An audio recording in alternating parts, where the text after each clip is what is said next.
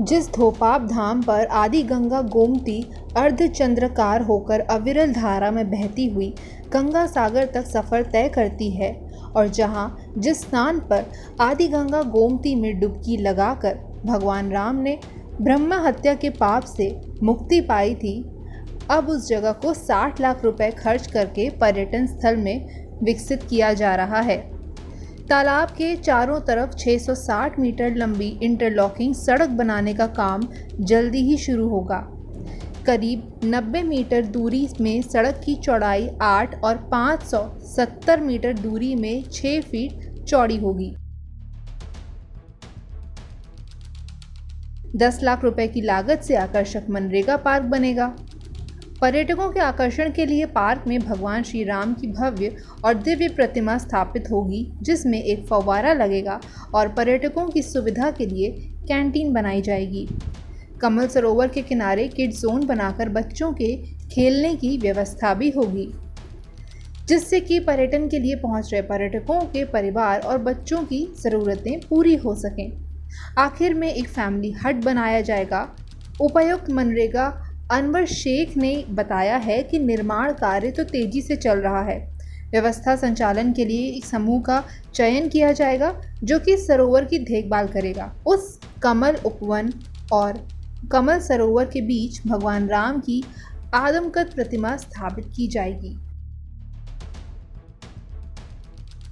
आइए बताते हैं कि इस स्थान का इतिहास क्या है। ये वही स्थान है जहां भगवान राम ने ब्रह्म हत्या के पाप से मुक्ति पाई थी।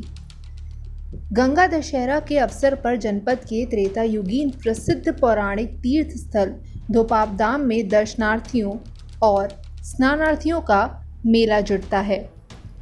पास पड़ोस के जिलों से ही नहीं बल्कि देश के कोने कोने में बड़ी संख्या में भक्तगण आकर तीर्थराज धोपाप की ओर से निकल पड़ते हैं और यहाँ आदि गंगा गोमती में डुबकी लगाकर दान गोदान अपना जीवन करते हैं। गंगा दशहरा को धोपाप धाम में स्नान दान का बड़ा महत्व है। पौराणिक कथाओं के अनुसार लंका विजय के बाद भगवान श्री राम जब अयोध्या जाते हुए सप्त ऋषियों के सुझाव पर ब्रह्म हत्या के पाप से मुक्ति पाने के लिए पावन गोमती नदी के इस तट पर स्नान किया करते थे।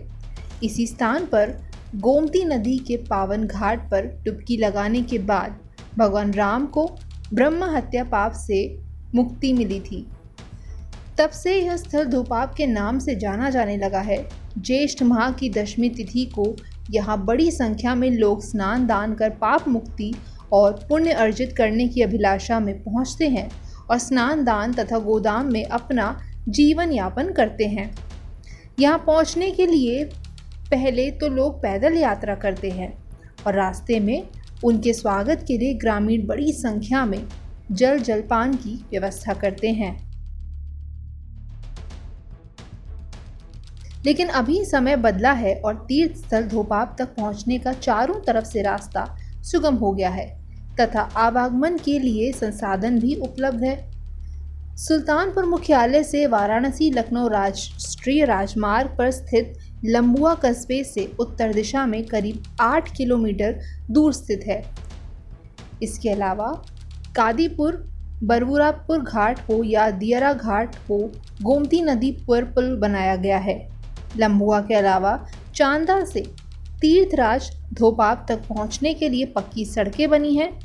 ऐसे में अब लोग साधनों से वहां पहुंचते हैं, वहां स्नान के बाद दान कर पुण्य अर्जित करते हैं।